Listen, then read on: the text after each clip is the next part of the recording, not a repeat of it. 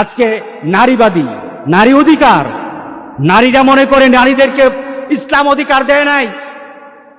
ও নারী, তুমি তো আমার মা। ও নারী, তুমি তো আমার আল্লাহ বলেছেন তুমি হলো আমার সবচাইতে প্রশান্তি। ও নারী, তুমি হলে আমার সবচাইতে কলিজার, আমার মেয়ের জাতি। তুমি তো পৃথিবীর শ্রেষ্ঠতম জাতি। তোমার মর্যাদা আল্লাহ রাসূল যা দিয়েছেন পৃথিবীর কেউ দিতে পারবে না।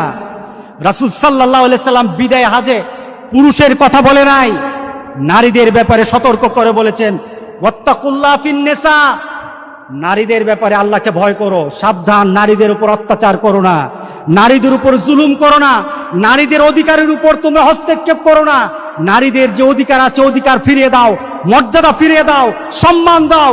তোমার মা, তোমার স্ত্রী, তোমার মেয়েকে সবচাইতে মর্যাদা দাও। আল্লাহ তোমাকে